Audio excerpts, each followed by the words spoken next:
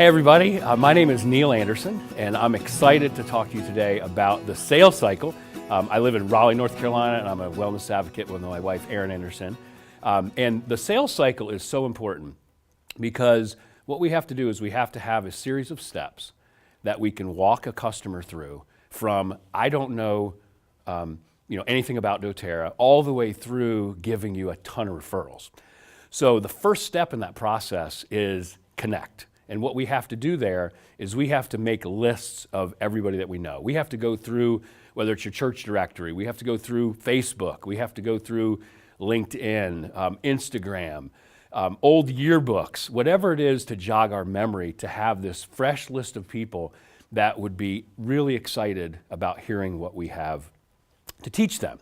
So that's really the first step. And in that, before we call people, we have to make sure we understand a little bit about them, right? So if it is a person that maybe they were a sorority sister in college, we want to make sure we understand a little bit about what's going on with them now. So maybe we followed them on Facebook and we see that they may have had some digestive discomfort.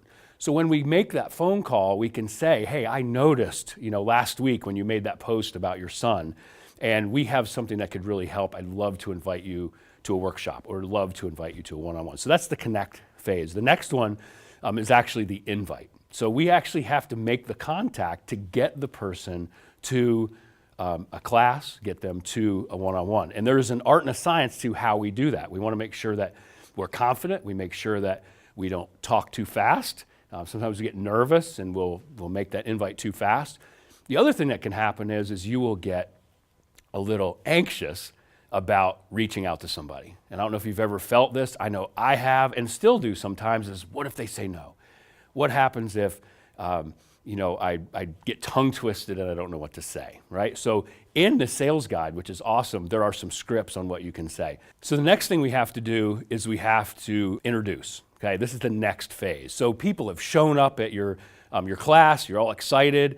And what happens a lot of times is people jump right in to the product. They jump right into, hey, here's peppermint, and we're passing things around. And what we have to realize is we have to sell the problem before we sell the solution. One of the things that we have to make sure we do, we can use the wellness pyramid to create this sort of dissatisfaction. Get people to the point where they go, maybe I'm not eating as well as I should.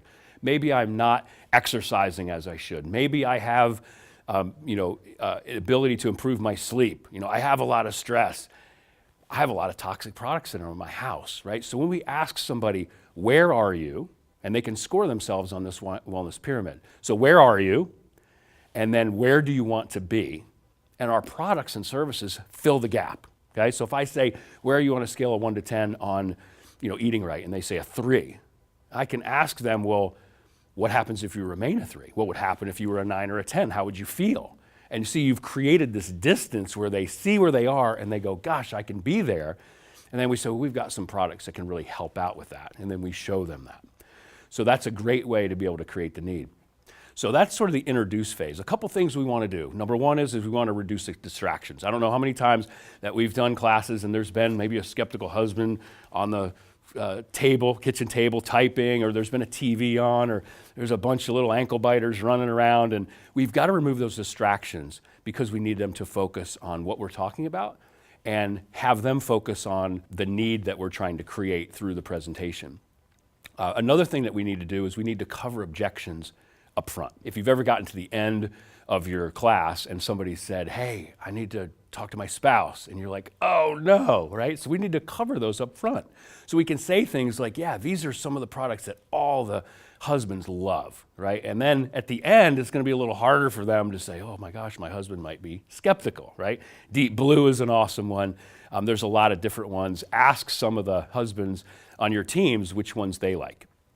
The next thing we have to do is we have to actually now educate, right? So what we do in this phase is we've created the need. So when we educate people, we have to make sure that we don't show every product. We have to make sure that we tailor the products we show to the needs that were created in the class or in the one-on-one. So there comes a point where you have to sort of end the class part, right? Or people have things to do and we don't want it to go on too long.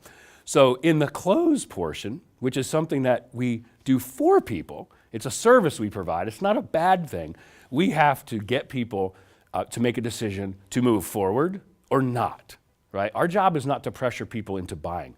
We're not looking for a sale, right? The doTERRA way is not looking for a sale, we're looking for a fit. And if we've done the sales cycle properly, we get to the point where closing is a formality, right? So what we've got to do is we've got to ask some questions. A couple questions you could ask is, why do you feel this would be something that your husband would be excited about having in the home? How do you see yourself using this in your home? Would this be something that would have been helpful to have last week? So we ask those questions, and then we get to the point where we need to help them get the best kit. And a couple suggestions on that is keep it simple, limit it to 2 or 3. And if you're teaching the Natural Solutions class, the logical place for people to go is the Natural Solutions kit. It's amazing. It covers all the different levels of the wellness pyramid. It also is what you have just educated them on for the last 20 or 30 minutes during your class. Now, those of you that are teaching 1 or 2 hour classes, we need to make sure that we shorten those. So we get to the point where we enroll. And this is where people can get off track, because this is when we have to get the decision and also get a credit card. So be confident, realize that if they don't have this in their home, they're using things that you would never allow in your house. So just be confident. And the easiest thing to say is, can we go ahead and get this started tonight? You may get some objections, right? And some of the things that happens is somebody will say, well, let me go ahead and talk to my spouse. You know, that's a lot of money, all right? A lot of times those are things that happen just because people aren't necessarily excited about having to make a commitment. And it's not a bad thing. It shows that people are actually interested. Now, sometimes they're excuses and sometimes they are actual objections. And the next phase of the sales cycle is getting referrals. And this is sometimes the most fun part because people are excited. The best time to ask is right when they've enrolled. And we're not asking them, who do you know that would buy? We want to ask them, who do you know that we should be talking to? Who do you know, based on who you are, that would have been excited to be here? Or as you were going through this class with me tonight, you thought of 5, 10, or maybe 20 people that are like, gosh, Sally should have been here. Jenny should have been here. So go ahead and just write those names down, and we'll go ahead and as a professional courtesy, we'll plug them into the next workshop. So that is something that you want to make sure that you do. I hear so many people say, I taught all my people at my last class, and now I have nobody to teach. And that should not happen. The average person knows about 180 people. Let's just say 30 of those people are open to natural wellness and would probably meet with you. That's a huge bucket of prospects, future wellness advocates, and we need to not leave that out. So make sure that you go ahead and gather a ton of referrals after your workshop or after your one-on-one. In the follow-up, you'll have 2 avenues you go. One is follow up people who have enrolled. So congratulations, you got somebody to enroll. Now we need to move to the next phase, which is the lifestyle overview. Make sure you schedule that at the class, at your one-on-one. Ask them, hey, Sally, go ahead and pull out your phone as a professional courtesy. We're going to go ahead and give you a lifestyle overview, which is going to show you how to use the products that you got. We're going to show you some great ways to save more money. And we're also going to talk about how we can create a plan that's best for you and your family to help you eat better and exercise and get rid of toxicity, help you reduce stress, and help you get rid of some of the toxic products that are in your house. And we're going to teach you through the ongoing education, through Facebook groups, and even some doTERRA events that come to town, how to take care of your family naturally. The second part of the follow-up is what happens to those people that came and they didn't enroll. Those are great prospects. I've had so many people in my sales career that purchased, but not at the first time, right? They had to leave in the middle. They found out they got a text and one of their kids was sick. So what we need to do is we have to plan for those people. The first question you want to ask yourself is, why did this person not enroll? The next thing we need to do is see if we can set an appointment and get it on the calendar before they leave. Because what we have to do is we have to recreate that excitement that happened at the class again. Okay, so make sure that you have a plan for following up those that leave. The easiest way is, even if they're walking out the door, say, hey, can I call you at 10 o'clock tomorrow? It's so much more positive having sort of an appointment with somebody rather they leave and you're sitting there biting your nails off trying to I don't want to call them. I call up and say, hey, Jan, I promised you I'd call you at 10, and now they're sort of expecting your call. So you have 2 things to follow up on.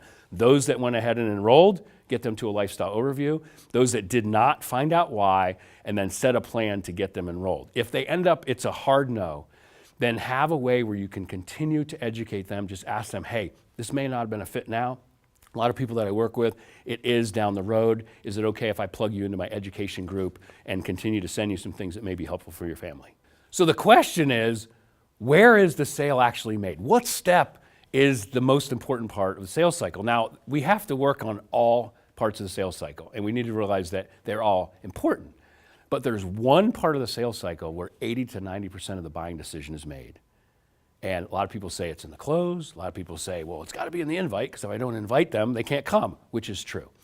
But 80 to 90% of that buying decision, if you go through this process that we're laying out, is made in the introduce phase. This is that point where you're creating the need. This is the point where you're using the wellness pyramid and you're finding out where they are on a scale of 1 to 10 in eating right and exercise and going through that. And then you're painting a picture of what would it be like if you were an 8, 9, or 10. How would you feel? How much more energy would you have? How much more fun would life be if you didn't get tired at 2 o'clock in the afternoon? So that is the phase that we make sure we have to go through. A lot of times the enrollment isn't made because we skip that valuable step.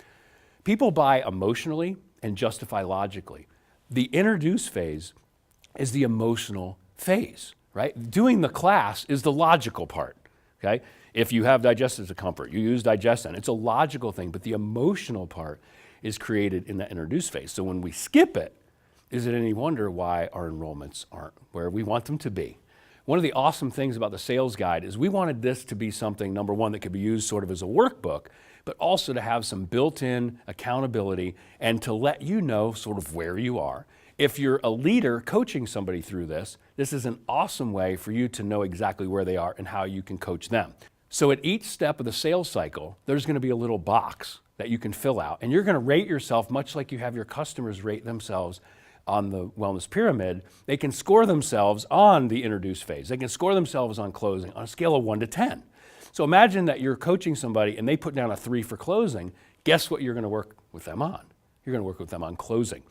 And there are 4 different boxes in there, so we're going to do it right away. And then next quarter, we're going to come back and we're going to see where they are and see where they have improved. And maybe they have a different place that we need to focus on for the next quarter so they can get better.